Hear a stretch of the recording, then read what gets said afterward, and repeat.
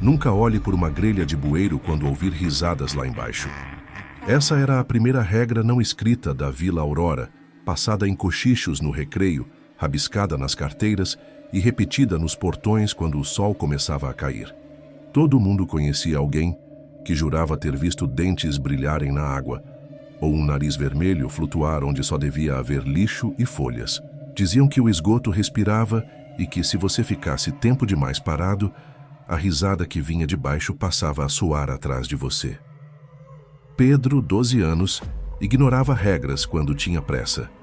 Esquecera o caderno de ciências na casa do colega e o pai havia emprestado a lanterna com a condição de que ele voltasse às 8. O jogo de futebol atrasou e os postes acenderam um por um. A Vila Aurora muda de rosto depois das 7.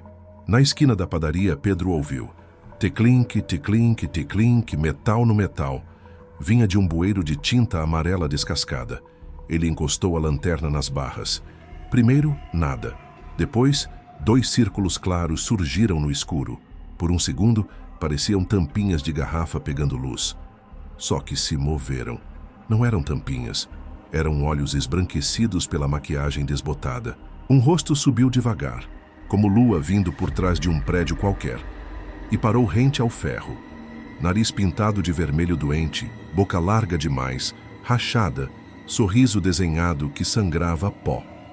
"Boa noite, campeão", disse a voz, rouca e cantarolada, do outro lado do ferro. A mão pálida emergiu, oferecendo uma chave inglesa como se fosse um doce.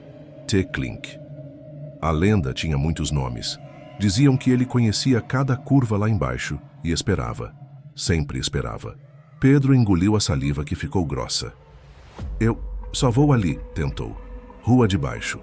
Eu conheço a rua de baixo, a de cima e a rua que você sonhou", respondeu o palhaço, feliz de adivinhar. "Venha, mostro um atalho que os adultos não veem. É só dar a mão." A lanterna tremia. Pedro ia recuar quando a luz pegou algo atrás do palhaço, preso numa saliência de cimento. Um tênis pequeno, com cadarços de cores trocadas, azul em um pé, branco no outro. Isa, irmã de Gabriel, sumida há 3 dias. A diretora dissera viagem, mas a vila é pequena demais para mentiras grandes. O estômago de Pedro virou gelo. Ele recuou um passo, outro e correu. As grades riram sob seus pés. A cada esquina, outra boca de lobo exalava ar morno. O assobio lá de baixo imitava músicas velhas. No coreto da praça, 3 meninos ouviam rindo. Pedro os afastou aos empurrões, prometeu contar um segredo depois e foi direto para casa. O pai abriu o portão com raiva boa, daquelas que protegem. Pedro contou tudo atropelado. A chave, o rosto pintado, o tênis, o assobio. Em minutos a sala virou uma base. Mauro, da associação, chegou com uma corda. O vizinho trouxe pé de cabra. 2 primos vieram com lanternas grandes. Saíram em procissão, uma fileira de luzes procurando buracos. O pai, antes de sumir na esquina, apontou o dedo. "Fica", e fechou a porta. Pedro ficou por 2 minutos. Depois abriu a gaveta, pegou um rolo de barbante, enfiou a lanterna no bolso da mochila, apanhou o frasco de álcool em gel da mãe e deixou um bilhete torto. "Vou na casa do Mauro."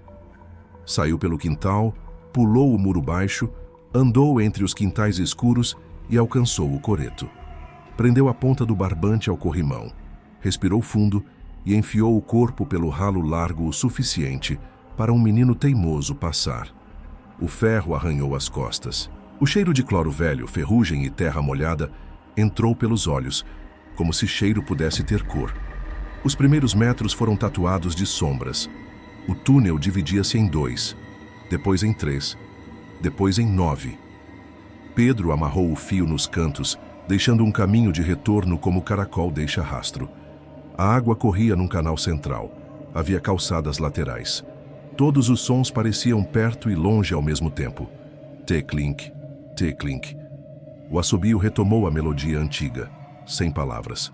"Tá hidro", disse a voz, vindo de todos os lados e de um em especial. "Voltou."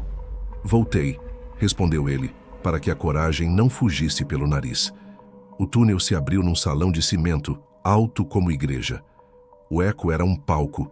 No centro estava o palhaço em pé, mais alto do que parecia. A roupa outrora colorida agora era um arco-íris afogado. Nos pés, botas grossas. No chão, um carrinho de mão com bonecas velhas, fitas, um molho de chaves com chaveiros infantis. O palhaço bateu palmas e o som explodiu em morcegos invisíveis. Quem desce paga ingresso, disse sorrindo grande demais. O meu custa só confiança. Dê-me a mão. Quero ver Isa, disse Pedro, e a frase saiu firme. O sorriso apertou. O palhaço inclinou a cabeça, como quem decide brincar mais um pouco. Ela brinca nos bastidores, disse abrindo os braços para mostrar o labirinto. Todo espetáculo tem bastidores. Aqui eu mando. Pedro precisava ganhar segundos. Largou a lanterna no chão, de modo que o halo iluminasse o círculo, e fingiu tropeçar no próprio cadarço. Caiu. A mão livre mergulhou na água fria.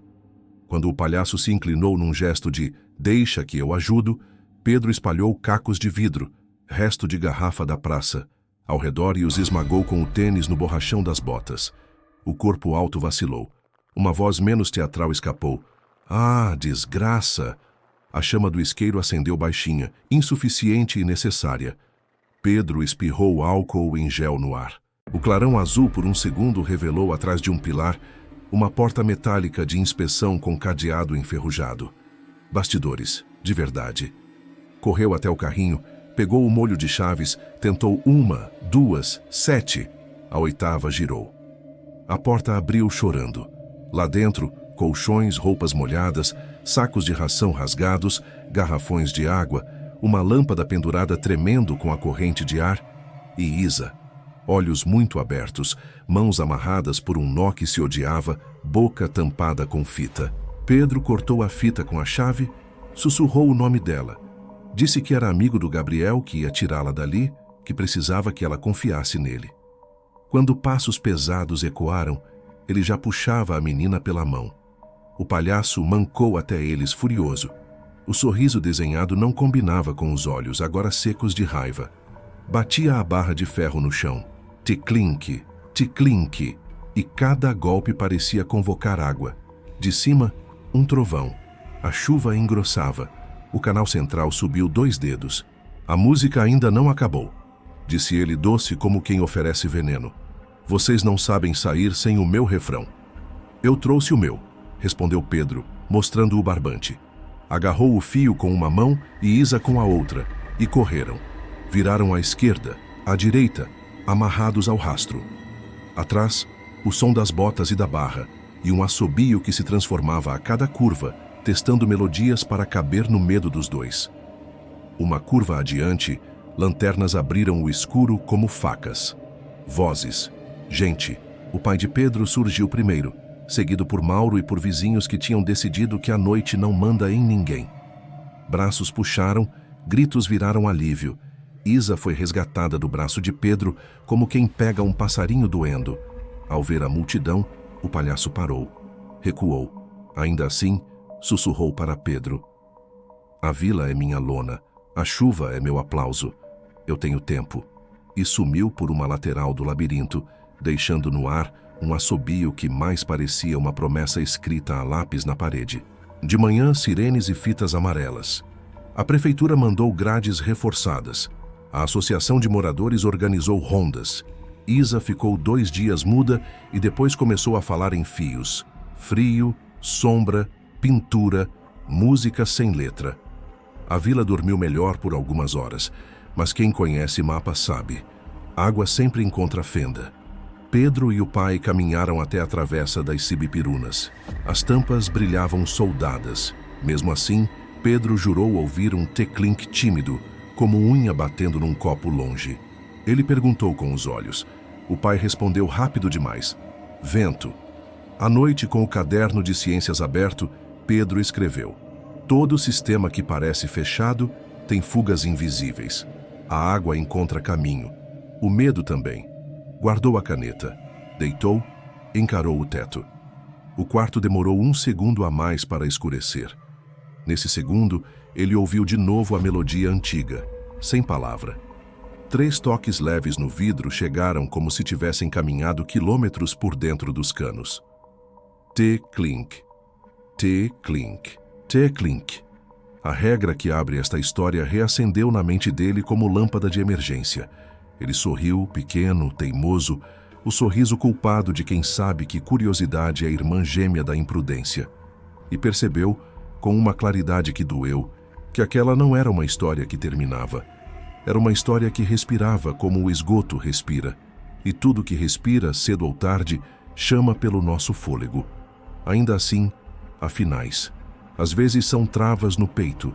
O final daquela noite foi o barulho da corrente nova no portão, o estalo do interruptor e a sombra do pai encostada à porta, vigiando o sono do filho. O palhaço lá embaixo esperaria. É o que sempre fizera. Esperaria pela próxima criança atrasada, pelo próximo assobio reconhecido, pela próxima mão curiosa demais. Às vezes o terror não é a mordida, é o convite. E se alguém lhe perguntar amanhã por que não se deve olhar por uma grelha de bueiro quando houver risadas lá embaixo, conte a história de Pedro sem enfeite, sem exagero. Diga que o palhaço mora no esgoto de um bairro como o seu, que ele conhece atalhos que nenhum adulto admite, que ele toca com uma chave inglesa o ferro das grades até imitá-las de riso. Diga que às vezes há tênis presos nas saliências do concreto e que, quando a chuva cai, o circo levanta lona de água. Diga sobretudo que ele tem tempo. Se fizer silêncio agora, você talvez escute. Não é chuva, não é o motor da geladeira. É ritmo quase doce, quase familiar, vindo do chão que você pensa ser chão e que é também teto de alguém. É um convite que você sabe que deve recusar e, mesmo assim, o corpo responde com um passo. É assim que as histórias, como os esgotos, puxam, não pela força, mas pelo hábito do ouvido. Tic-clink, tic-clink, tic-clink. Boa noite.